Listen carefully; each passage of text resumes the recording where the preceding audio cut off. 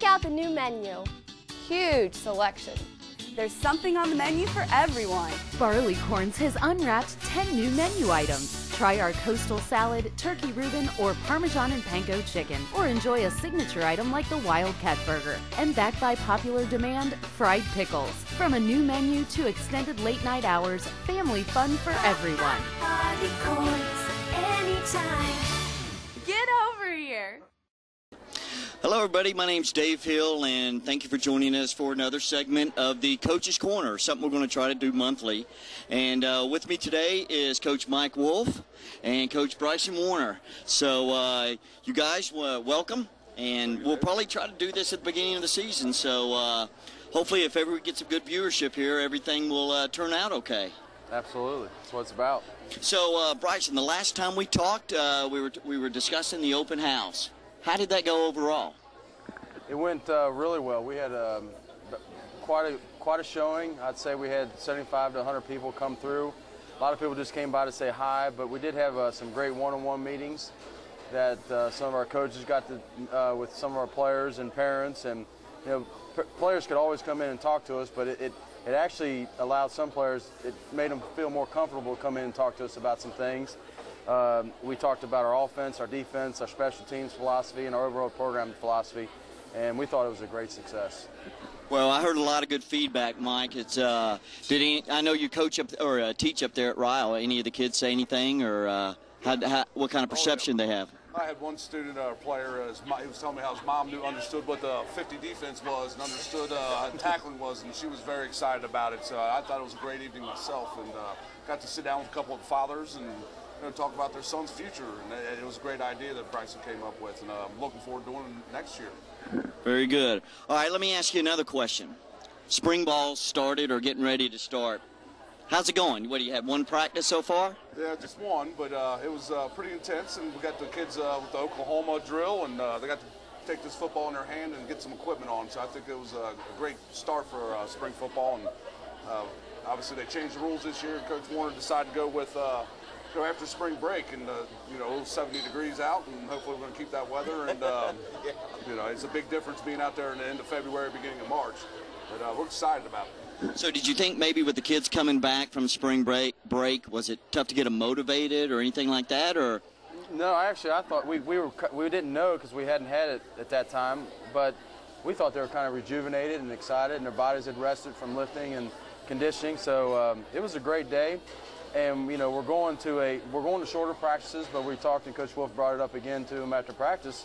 But we're going to need the intensity. If we're going to go shorter, we had to have bigger intensity, and they buy into that because they can get off the practice field and home, and that. So it was a great day, and we did some different things we're doing. We had a tug of war contest, and which the coaches won. Yeah, we're gonna get back in the weight room. The coaches got. No. I think it was due to the weight issue with tug of war came through with the coaches. One of the other things that we discussed last time was Midnight Madness. So the dates on that is August 1st, or I guess July 31st, correct? Yes, July 31st is the 10:30. We do a roll call, and then that's when everybody starts to gather. I know we're going to do some different things, and you're going to be doing some different things. We're going to try to make it bigger than it's ever been. But it's always been a great night. Our young men love the atmosphere. It's a game-like atmosphere. It's intense, and it's just a blast for the community as well as our team. So we're going to turn the lights on around 8 o'clock. I was telling Bryson we've got some video from the last 4 or 5 years.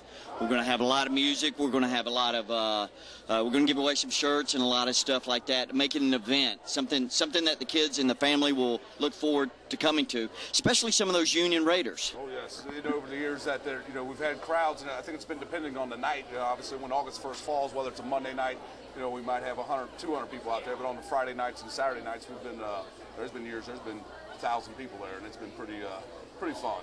Obviously intense. That's pretty cool. This is I think would be my third, so I'm really looking forward to it. So Bryson, give us a little bit of rundown of the coaches and some of the positions that they're going to be coaching and who they are. Well, we did add a new coach, and Rick Honaker. He was with us in 03 and through 06. He played for Coach Wolf down at Campbell County. Wait a minute. You got somebody that. I've got two former players that are on the coaching staff, him and Coach Harden. We'll address the age later, but go ahead. All right, so Coach Honecker. He's got a lot of energy, and he brings a lot of experience over the years. He was a college coach, played college football at Thomas More, coached at Heidelberg University, then he was offensive coordinator down at Newport. He's rejoined our staff, so we're excited about his energy and experience. And then pretty much everybody else is back and taking on the roles that we took on last year. So to have that is a true blessing as a football team, because you get better every year that you're together. You understand what you're trying to accomplish, and you work better together. So we're excited about our staff. Well, we did add one other defensive coach, and John Belk's going to okay. The defensive ends. He was a head freshman coach last year, but he's joined the defensive staff this year. And same thing. Played college football, has been around the game for a while, and excited to have him as part of He's going to bring a lot of emotion, and I know Bryson's been talking to him quite a bit about it. That's what we want out of him, and I think he's going to be able to get it out of the kids. They're going to enjoy it. So the next question that a lot of the kids really asked Coach Warner, especially at the open house, was, Coach, what are the helmets going to look like next year? What do we got? So one of the things we went out and did, and we brought one of the helmets in, and hopefully you can see that. That is that flat black Oregon type look, and with the Raider decal on it. I'm going to go ahead and tell you, Coach, that's a sharp-looking helmet. And it says you can't get hurt in it. But no, unfortunately it does. It still has a warning on the back. Our sport has become, it always has been, but it's much more in the public about how serious it is. And we've always tried to put our guys in the best equipment possible. We're going to continue to do that, and this is the best helmet out there. And it does feel like kind of a pillow if you put it on. And I think most of our coaches have tried it, because we didn't wear those kind of helmets. Oh, no. Did the helmets have face masks when you played, Coach? We had a couple bars. Yeah, okay. A couple bars. Just a question. Mine had 4. All right, so another thing is we have a poll that's out there on our Ryle iHigh website, and the question is what kind of record will Ryle end up this year, or have at the end of this year? The majority of everybody saying 8-2. What are your thoughts on that?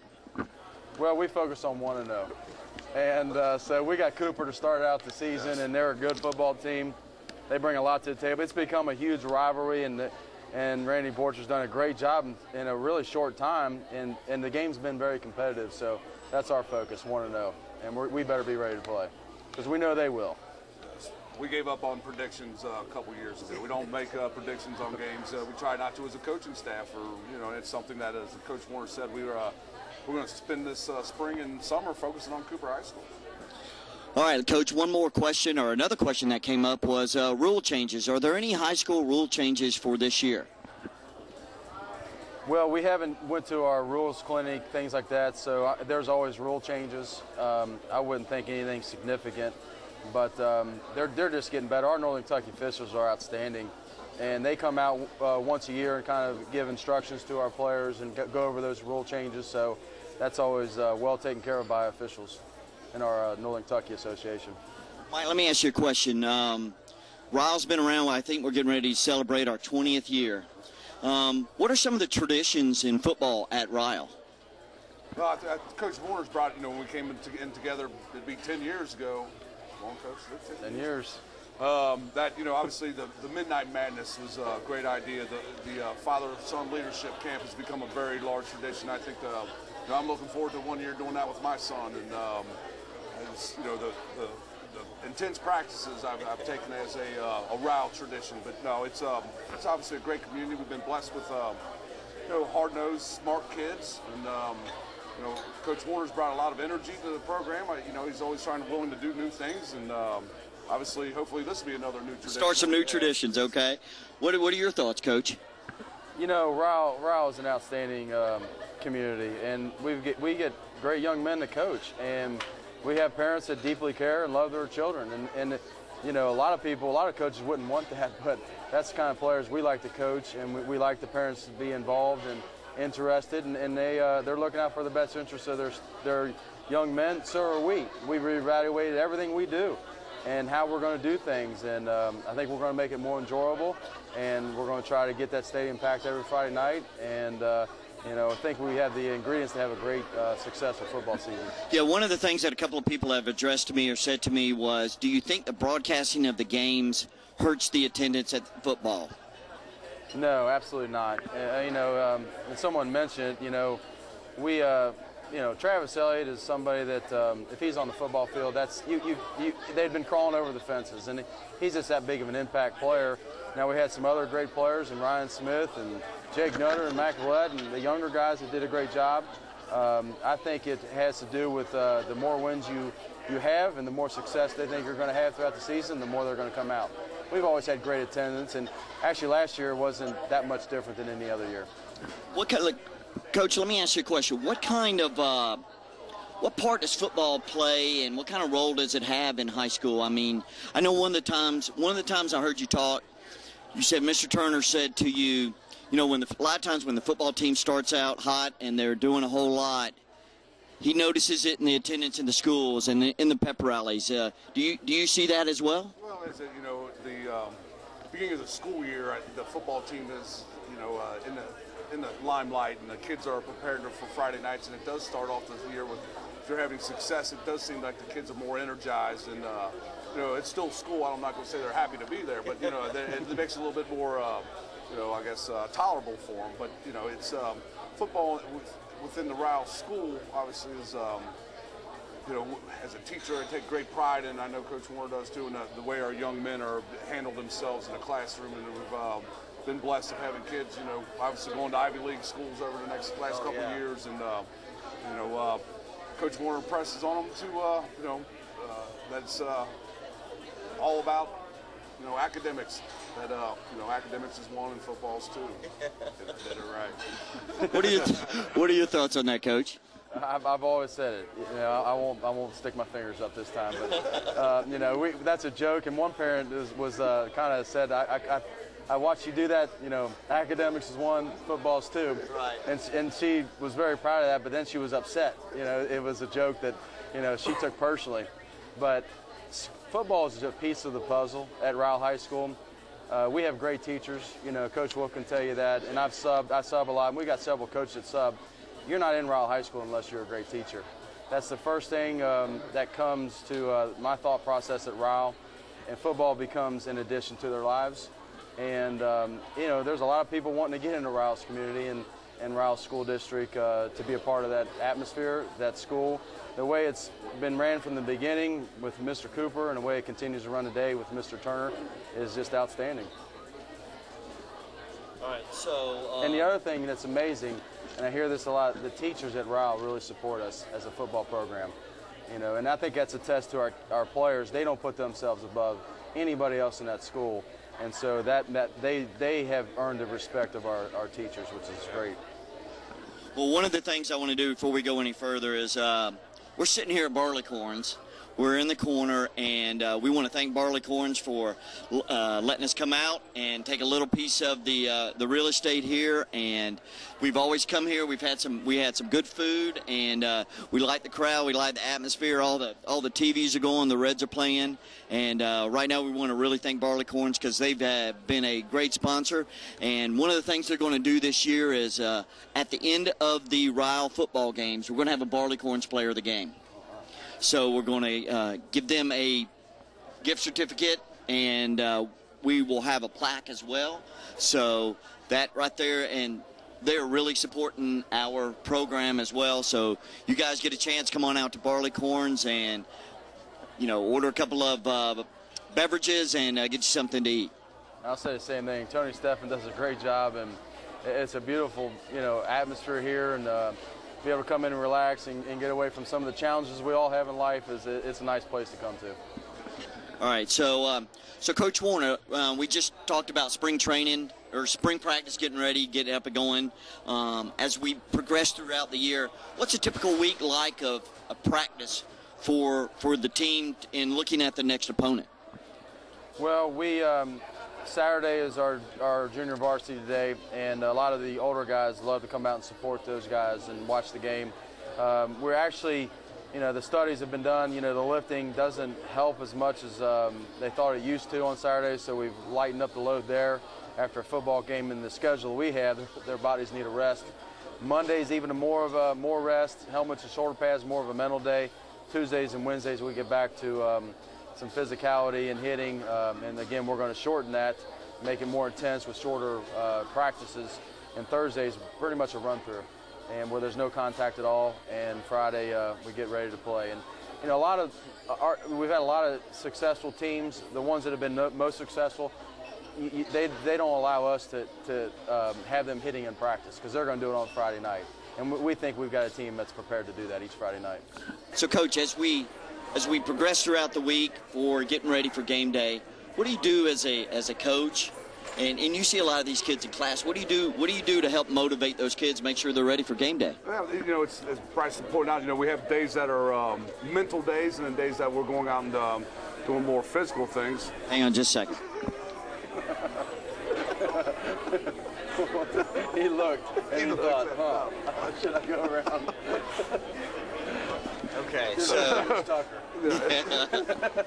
we let's go back on. You know, as Coach Warren pointed out, we have days that are mental days and you know, our physical days. So on Mondays, I think the motivation is to get prepared for the opponent and you know, mentally, and know what their favorite formations are, know what their their favorite plays are, obviously. But then, you know, on Tuesdays and Wednesdays, we have inside run drills where, you know, we have a limited time where we're going intense, going against their favorite plays, their favorite formations. And I think the kids realize that, you know, there is a time that they have to bring about the intensity. You know, obviously with games like Cooper this year and, you know, the Boone County and Connor and those old rivals, it's not hard to get them fired up on Friday night. It's more, I think, important to get them focused and for the game and mentally be prepared, because I know they're excited for it, and obviously they're getting ready to go under the lights and perform. And so Bryson's had speeches over the years about having them prepared mentally of getting relaxed before they walk out there. And you know, it's nothing like Friday nights, obviously, and that's why we're still involved in it. So Coach, go ahead and tell me, what are your thoughts on the week with regards to getting the kids motivated and the involvement during practice or of practice? Well, there's one thing that we've always done at our Razor Raiders, and we've auctioned off the Coach of the Week. Now, the first couple of times we did it, maybe 07, 08, the people just paid the money, and we couldn't get them to come out. Really? Now, the last 2 years, we had David Thibodeau in 010 and Claudine Andrews in 011. So you had a woman. A woman, yes. That was fully entrenched in our coaching staff. They're every day, starting on Saturday, the Friday night, actually, going into the week, and those were awesome experiences that they really just couldn't believe how much was actually done in preparation for Friday night. So it'll be on the auction block again this year. Usually you got to bring about $450 to the table, but anybody that buys that, we hope that they come and actually participate as a member of our staff. So we've done that. You've done giving away the first ball and a lot of those things, and that'll be on at the Raise the Raider party. And what day did we decide? What day that is? That is the Saturday after our first scrimmage, August the 11th. And that goes from 6, and that's open to the public. You have to be 21 and over. It's a fundraiser, but we feed you, have a band, have an auction, beautiful atmosphere that Austin and Dave Klotz allow us to do on their farm in a beautiful setting, the big old lake. And we've actually had some people jump in the lake later at the night. I've seen that. Yeah, so great time, and it's become a big community event for our program in our community. Coach Warner, we looking back at last year, we had a very successful year. Can you tell me a little bit about some of the football, some of the other guys are going to continue to play at the college level, who they are and where they're going? We actually signed probably the most to play college football last year. Coach is probably correct. 6.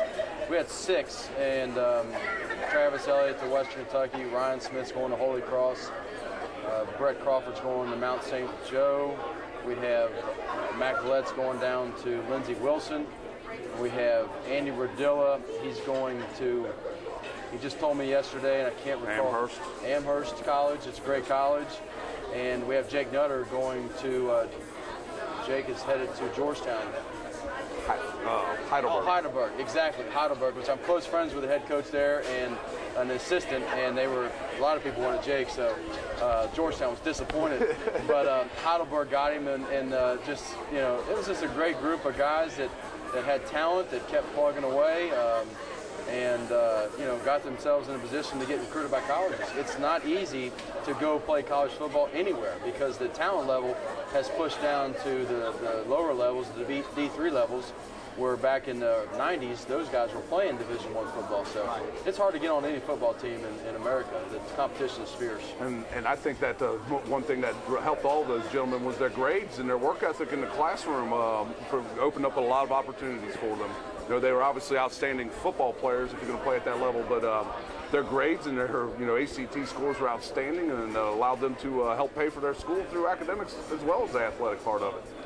So, if I counted that correctly, we had 6 kids. Six guys that are all were recruited heavily. All were, wasn't just one school after them. It's always a lot of fun, but it's sometimes hard to keep up because we try to meet with every coach that comes into our school and fortunately, that's the other thing. When we got to Ryle, we weren't recruited very heavily, and there was just a lot of talent over the years that started with guys like Vince Murray and Scott Gray, and some of those guys that went on to play college football, and Ryle started to be recognized as a school.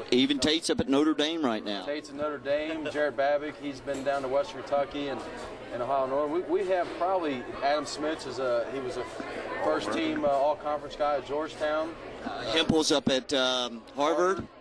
We've got Drew Morgan, had a great career at Morehead State. And I know we're forgetting probably a couple. Well, Teepin and is at Morehead. Hendricks, Jordan Hendricks, who played a couple of years there at Ryle. Some Viskeys down there. So there's 3 kids down at Morehead right now.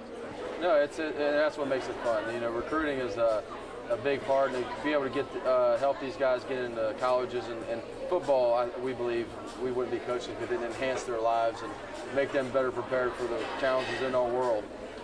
So it's been a great time in the recruiting process at Ryle.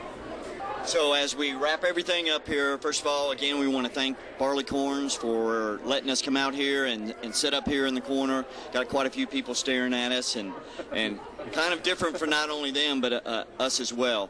So as we get ready, we will be doing these once a month. Next month, I've already talked to the baseball coach. He'd like for us to, Coach Rosel and Coach Dimmler, like for us to get in front of them and talk to them. I talked to Coach Mullins a little bit. He'd like for us to do something for basketball. But we're going to try to make this all sports. So a couple of things. Remember, RyleRaiderFootball.org. If you have any questions, if you're looking for dates, you're looking for answers, dates as in football dates, no other dates.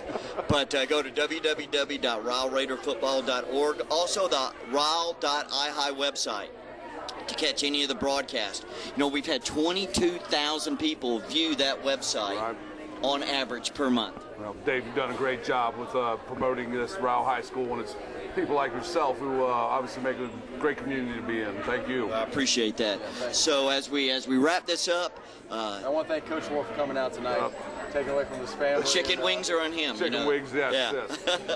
So, again, thank you very much. We thank everybody for coming out, and we got a couple of parents in the audience. Appreciate them coming out. But that'll wrap it up of our Coach's Corner, and we'll see you next month.